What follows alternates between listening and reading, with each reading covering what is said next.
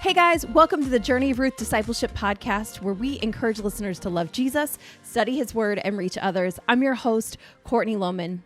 Well, we are here, just you and I today, with another episode in our Discipleship Deep Dive Series.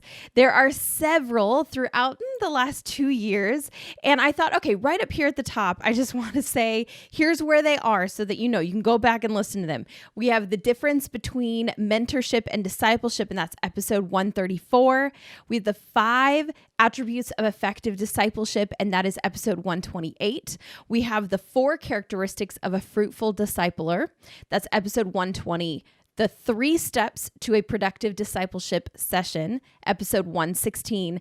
And then way back, we have the play process, finding a Paul, Barnabas, and a Timothy. That's episode 62. So if you put all of those 5 episodes and then today's episodes together, if you are new to discipleship, this is the perfect way to get started. Dive into these 6 episodes. And I think when you are done, you'll have a better understanding of what your next steps might look like. So those other 5 episodes that I mentioned are really helpful when you have someone that you want to disciple, all except maybe the play process, which helps you to find someone to disciple. But I get asked a lot, how can I find someone to disciple? Or how do you even start? How do you know? Do you just go up to someone and ask them? Like how do you know that this person's even interested in discipleship, maybe is open to this? So that's what today's about. Today is about how do you even start to make those connections that can then lead to your ability to use any of the other 5 episodes in the Discipleship Deep Dive series. Now, here's one thing that I want to say before we head on.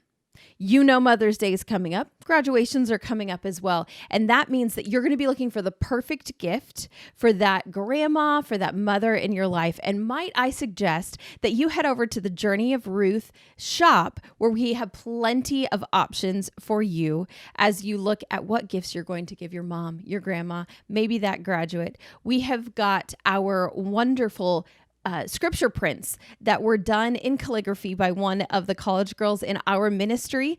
And she did a beautiful job. So you can purchase one of those and offer that as a gift for them to hang on their new dorm room wall or in that living room where they're redesigning. We also have our journal, our Bible journal for busy women. Maybe you know a mom that's very busy and she's looking to engage with Jesus and with her Bible in this next year. This is a perfect gift to give that busy mom or that busy student.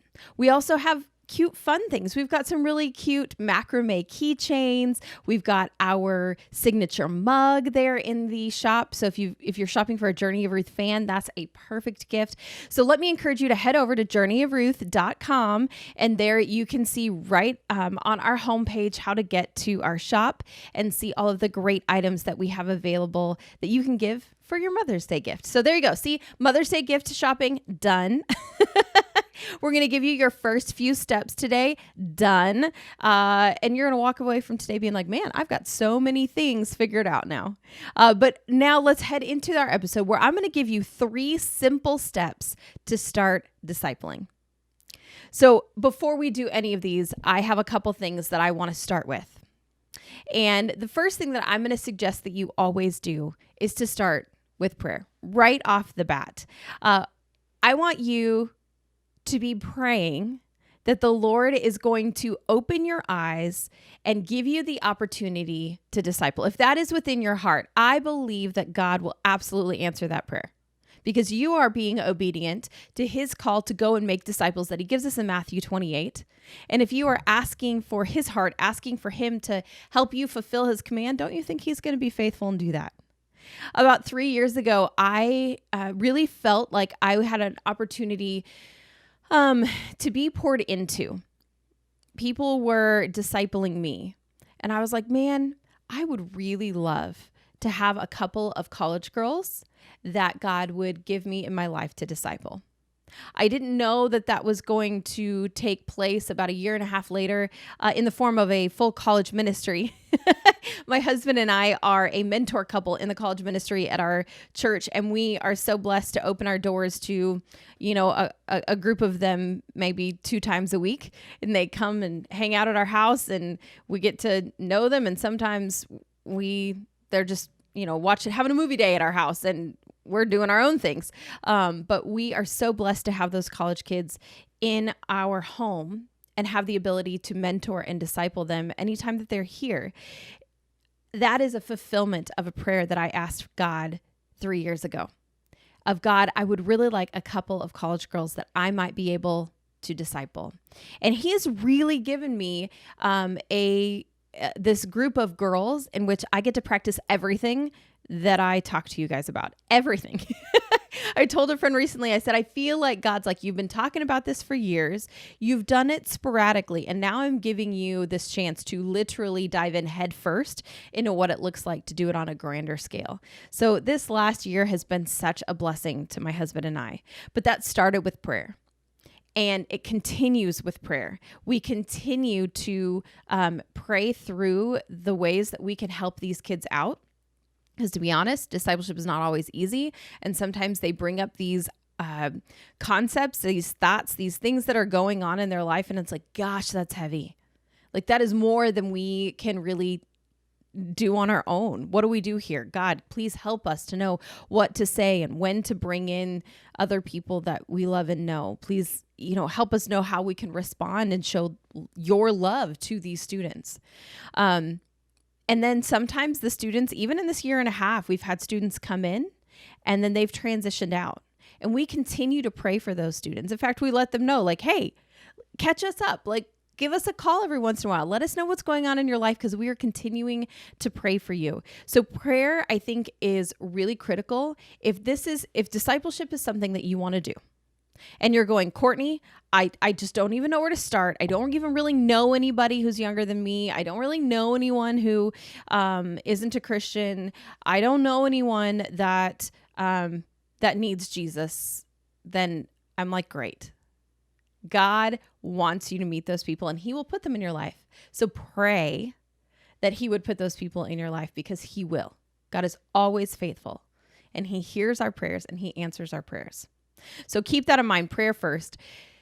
And then here's my other thing that I suggest before we get to these 3 simple steps is that you have to be willing to get out of your comfort zone. Here's what you need to know about discipleship. Discipleship is not about you,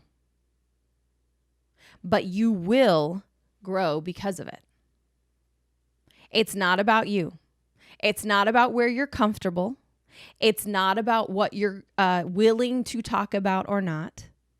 It's not about what you're comfortable with as far as like talking to people about. It's not about you being perfect and saying the right things. It's not even about what you know, because sometimes in discipleship, the Lord will take us beyond what we know so that we have to depend on Him. So it's not about you. Discipleship is a game of sacrifice.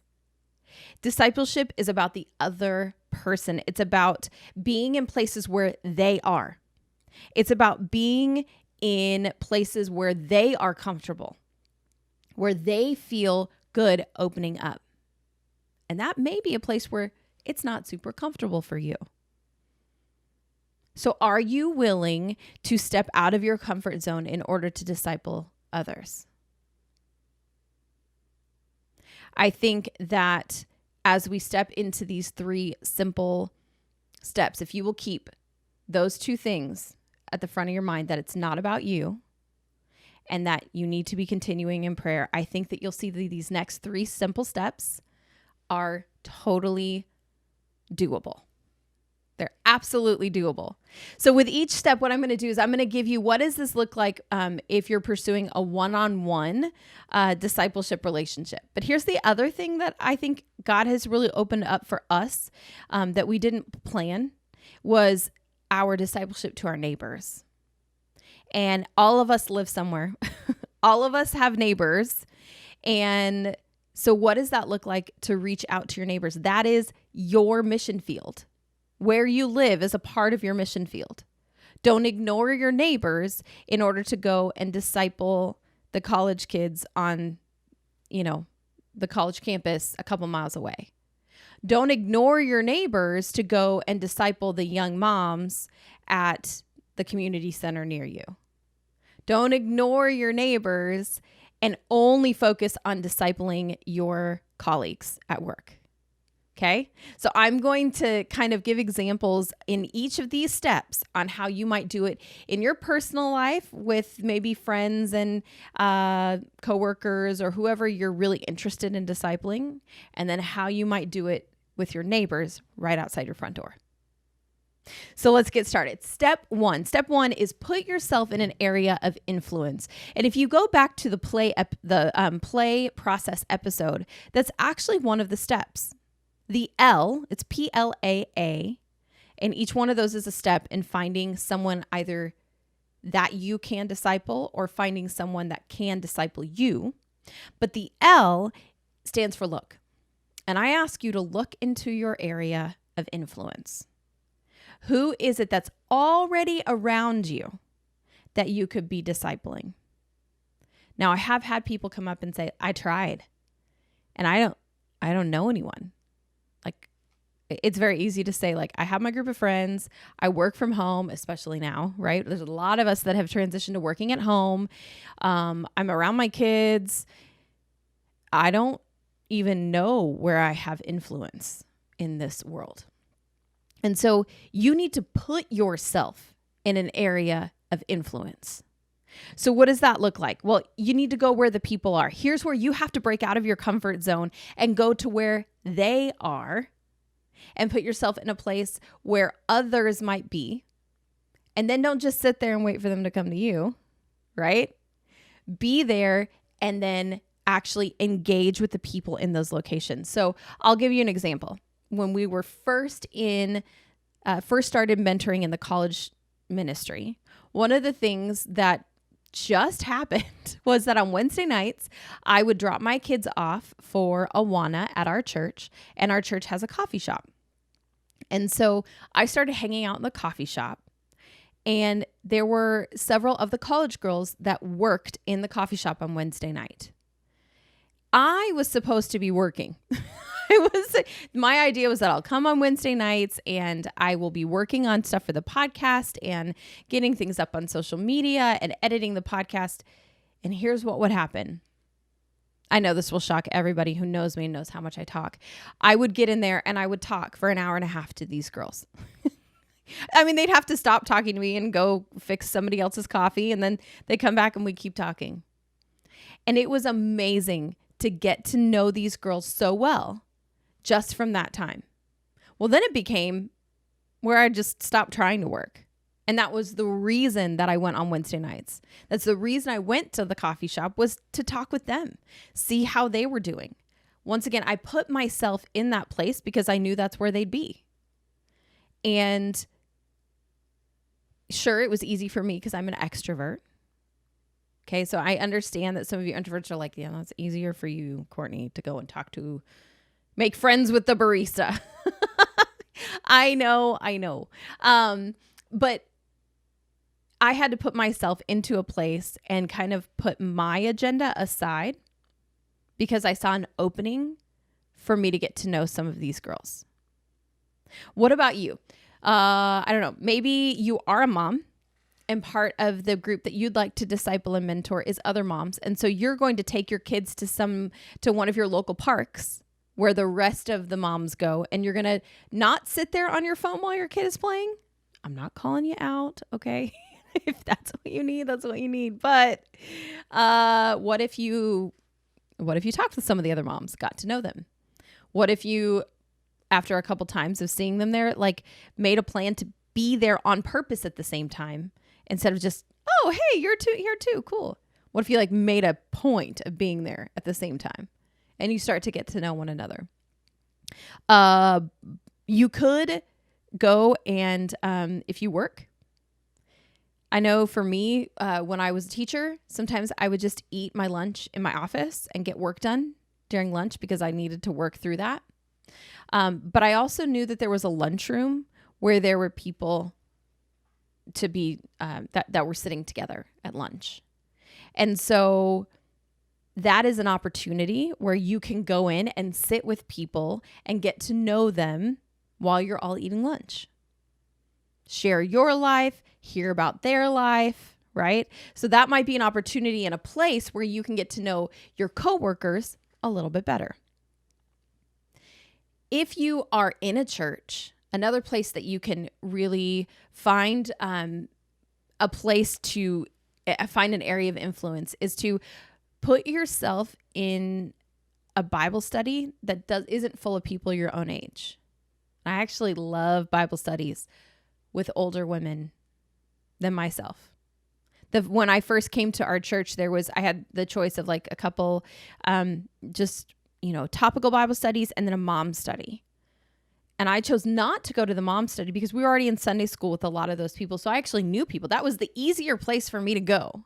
But I went to another study called Open Your Bible, and there are so many things that you see happening right here on the podcast that started in that Bible study with those older women.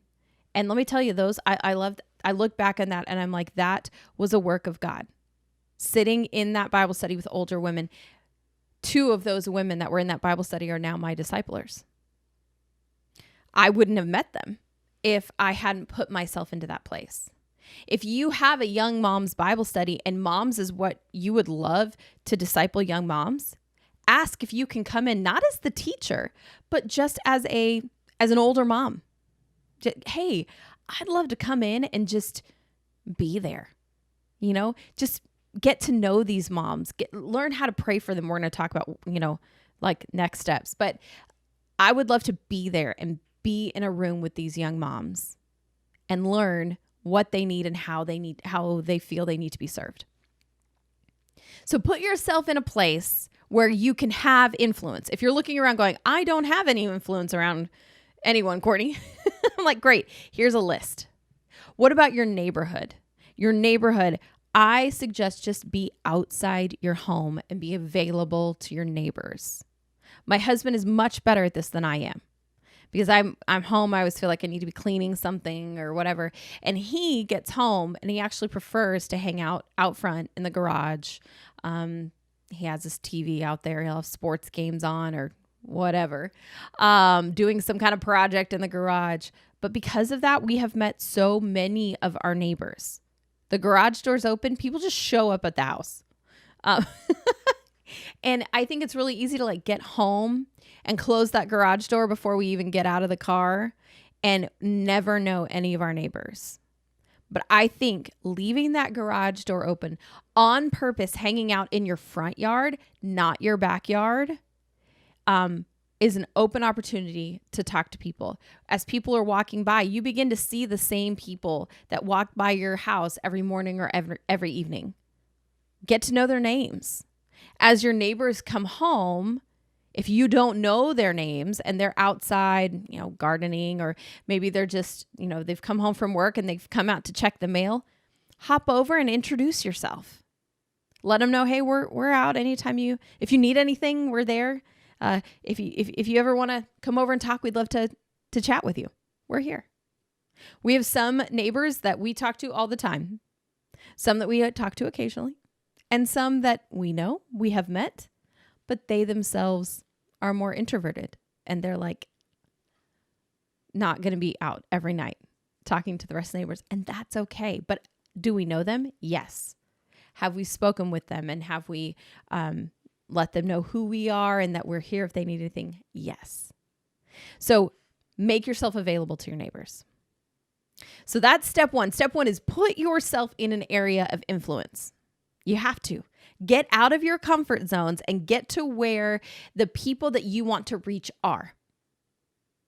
And let me just say, do not wait for them to come to you. I was just talking to someone this last week at a conference that I spoke at, and she said, we found that the younger women didn't feel comfortable coming to talk to the older women. Have you seen that before? And I was like, yes, in my church and in other churches. If you think that you want to minister to high schoolers, or you think that you want to minister to young moms, and you're waiting for them to come find you, they won't. Because in their mind, you don't have time for them. And you're like, but I've never said anything like that. I know. We make it up in our heads. We don't need anyone to tell us that, oh my gosh, she doesn't have time for you. No, we've just gone ahead and done that ourselves. Aren't we so helpful? And the older women are just, some of them are just waiting. They would love to have coffee with you. So hear me, younger women. They would love to have coffee with you. They would love to get to know you. They would love to help you through whatever you're going through, but they're waiting for you to ask.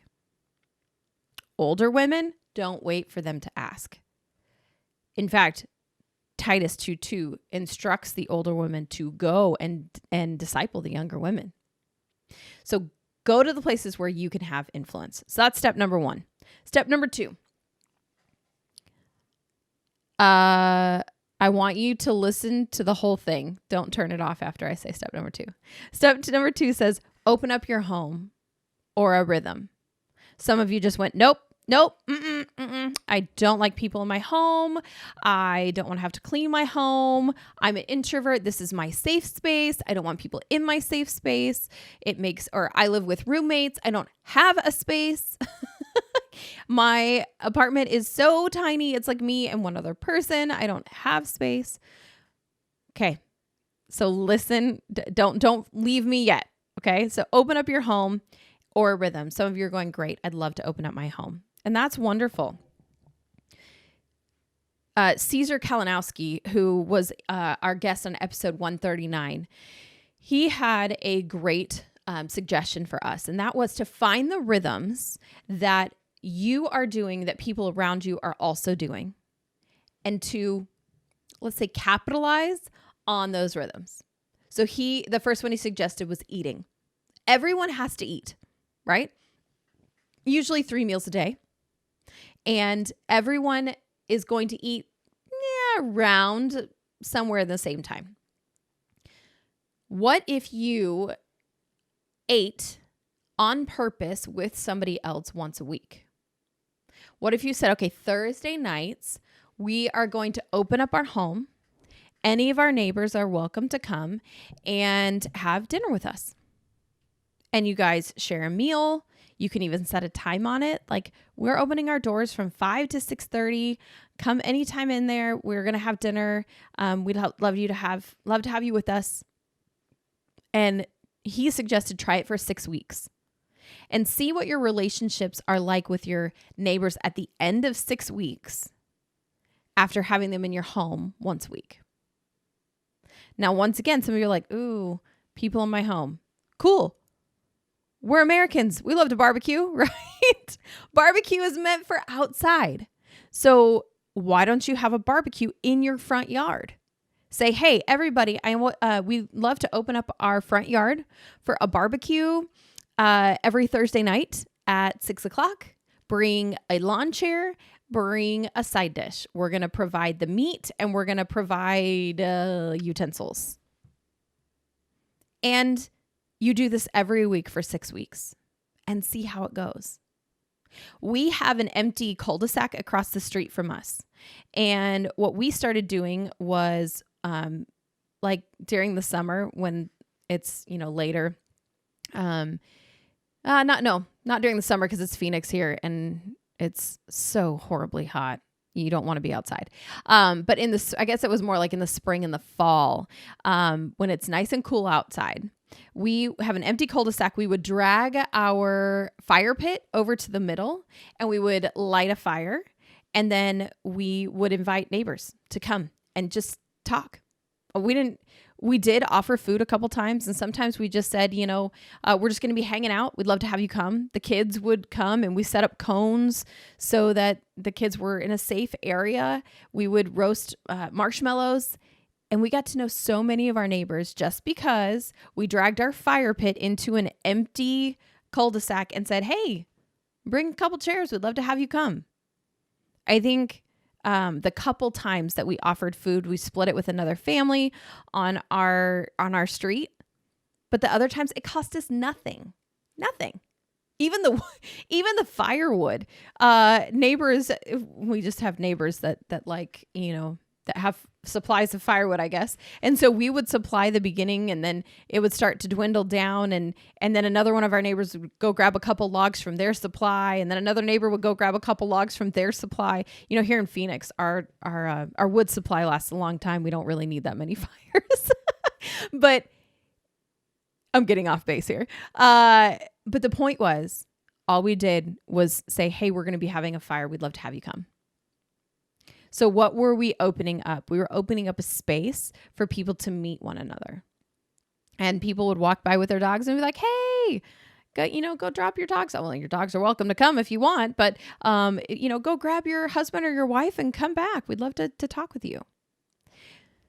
So opening up a space, and it doesn't have to be inside your home. It can be outside your home. It could be at a location, but opening up the same time, being consistent with it for like 6 weeks and saying, hey, we're just going to hang out. Now, what does that look like one-on-one neighborhood? Well, I gave you a couple examples for the neighborhood for the first time. Or I did the neighborhood first this time. So outside your home, if there's an empty cul-de-sac, if there's an empty space, if you live in a cul-de-sac, hey, just meet in the middle of the cul-de-sac, right? And find those places. Find those places that you can meet with your neighbors that's kind of neutral. And you're just getting to know them. One-on-one, it could be as simple as going to the coffee shop that you know that they're going to be at, or saying, I know you guys love this coffee shop. Anyone who wants to meet me Tuesday night, 6 p.m., I'd love to have, coffee and chat with you. If that's something you're available to do.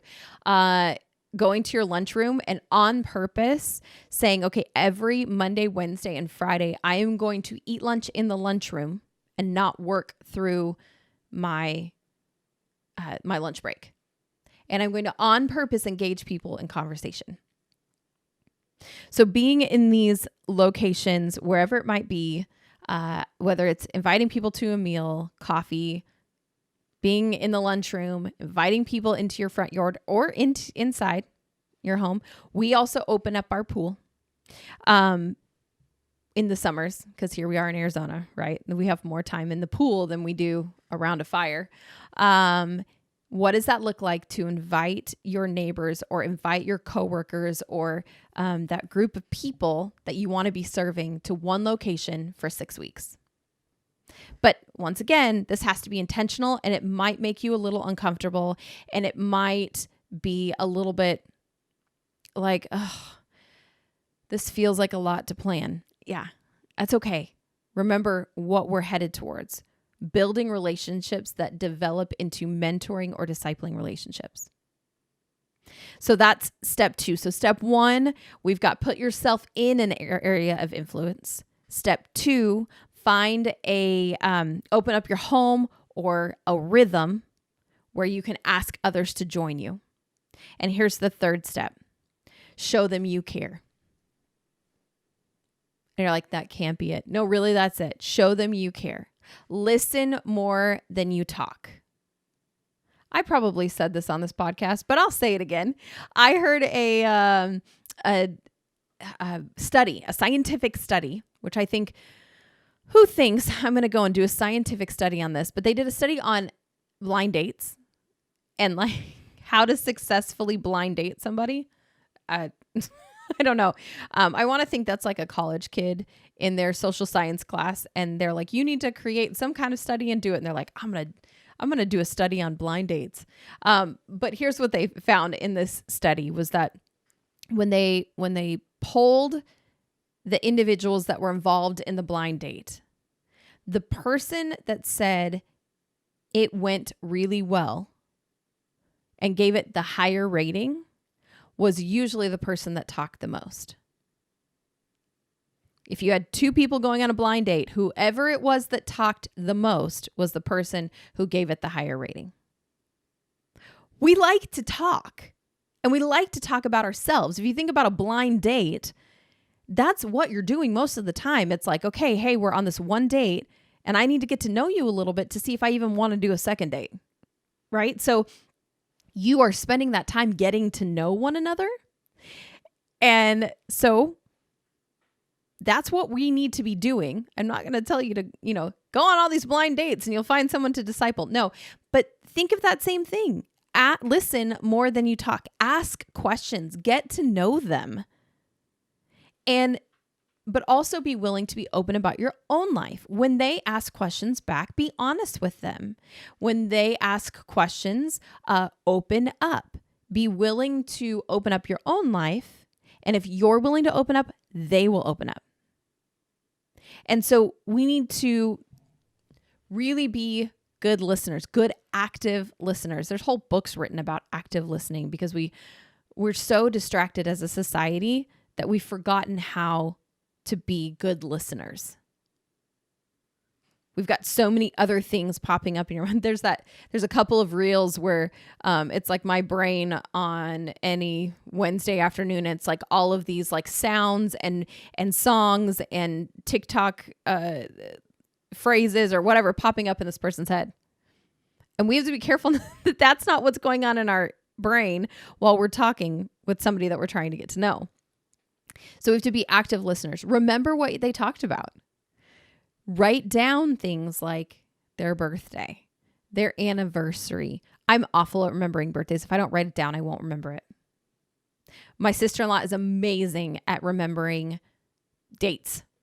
And so I have to, if I'm going to remember dates, if the same way that she does, I have to write them down or they will not get remembered.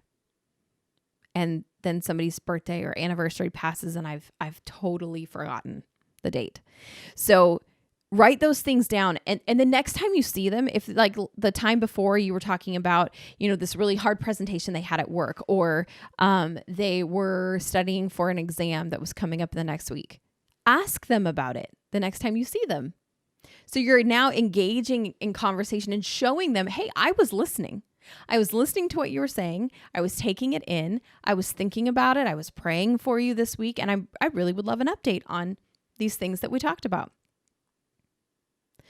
I recently heard someone say what was amazing about this group of friends where we kind of mentored each other or discipled one another. They were like, we talk about the Paul being the person that disciples us, and then Timothy is the person that we are discipling, and then we've got our Barnabas around us. Those are the people that are kind of at the same level as us. And she said what was amazing about this group of like her Barnabas level friends was she's like, I was surprised that they listened to me and that they genuinely cared. She's like, I know it sounds weird, but I never had a group of friends where they actually cared about the good things in my life and the bad things, that they were going to check back in on what was going on in my life, that when they said they were going to pray, they were actually going to pray, and that they didn't just say they cared and then acted otherwise. They actually cared. And that is what we want to show to our neighbors and to those people one-on-one that God is putting in our life, is we want to show them, I care. I really care about you. Now that can be done just in conversation, but it can also be done, send cards on their birthday. If you're invited to their kid's birthday party or to their birthday party, go. Even if you're not going to know anyone else there it is. Get out of your comfort zone. It's not about you. It's about them. Go to their birthday party. Because guess what you're going to do when you go to that birthday party? You're going to get to know their best friends. You're going to get to know maybe their parents, maybe their siblings. You're going to get to especially if this is a person you work with, maybe this is the first time that you're going to get to meet their kids that they talk about so much, or their grandkids. Go and be in social situations that they are inviting you to. That's important, that you go and spend time with them. And sometimes this might even mean throwing parties for them. When you hear something like, well, I'm here in this town and I don't know anyone and my birthday's coming up. And I'm kind of sad because my friends always took me out to dinner and I just can't make it home for this birthday? Ding. Listen to that and say, I think we'll be going out to dinner for their birthday. Take them out with a couple of people. Maybe it's just a couple of your friends that you'd love for them to get to know, or maybe they have a couple friends that you are able to call and get connected with, and you guys can all go out and celebrate them. That means a lot to somebody that you heard them say, number one, it's their birthday. Number two, that they're sad because their friends aren't going to be here. And number three, you actually put action to it. So of all of these 3 steps, I hope that you're looking at it going, that's really not that hard. I know. I wasn't here to challenge you. That's not the point of today. In fact, the whole point of the Discipleship Deep Dive is to help you kind of look at discipleship in smaller pieces and say, by the end, oh, I can do that. Oh, okay. Now I know what discipleship is, what it looks like to be engaging in it, what it looks like when healthy discipleship is happening, and I have all the tools I need to go out and disciple another person. But if you don't know anyone and you don't have anywhere to start, here's your 3 steps. Put yourself in a place of influence, a place where you're going to meet somebody, your neighbors, somebody at work, someone at church, someone in your community. Put yourself in that place. That's step 1. Step 2, open up your home or a rhythm. If you're not too keen on opening up your home, open up your home or a rhythm so that you can invite people in. And 3, when you invite them in, listen to them. Show them you care. Show them you care in the time that you spend with them. And I hope that with these 3 steps that you are able to find an individual that you connect with on a deeper level, that you're able to find an individual that is willing to open up to you a little bit, that you can look and say, I can see that they're kind of searching maybe for, they're searching in their spirituality. They're trying to figure out who Jesus is. And I'd love to be the one to help them with that. Or I can see they're struggling with some things in life, and I would love to go and encourage them with that. It doesn't have to be, like we said, it's not a teacher-student relationship, right? Maybe they just really need some encouragement, and you get to be that person to love them. I can see that this person is really lonely. They're new to this area. I had no idea, but now I realize that they have no family or friends. And how blessed am I to get to provide a community for them by introducing them to our other neighbors and by being a place where they can come when they're feeling lonely. They can show up at my front door and know that I'm going to answer with a smile because we've built that relationship. So I hope that you'll take these 3 simple steps and start to build some of those relationships. And then as they build and you're like, okay, Courtney, what are the next steps? Go to the other 5 episodes that I mentioned at the beginning and start listening to those as far as what your next steps are. Now, as I said, I hope that you will go over to journeyofruth.com and check out our Journey of Ruth shop, where you can find the perfect Mother's Day gift and graduation gifts that you can pick those up. Check that off of your to-do list. And of course, while you're there, you can check out some of the other episodes in the Discipleship Deep Dive series. In fact, in the show notes for this episode, will include links to the other 5 episodes in the series, so it's really easy for you to find. Of course, as you go over there, you will find our shop, our show notes. If you would like me to come and speak at your church, maybe even come in and do our Building Bold Disciples training program with your women's ministry, I'd love to talk with you. And that is on our website is where you can find information to contact me about that. As you go, I ask that you share this episode with your friends, review us on Apple Podcasts, or subscribe over on YouTube. This helps spread the show to places where I can't be because they're your friends. They're people that know you. They're people in your areas of influence, right? And so I hope that you will share the show with people in your area of influence. And then when you like and subscribe. That actually helps the show get to places that neither you or I have ever been. So I hope that you will do that for us. Thanks for listening, and I will see you on Tuesday in 2 weeks right here on the Journey of Ruth podcast.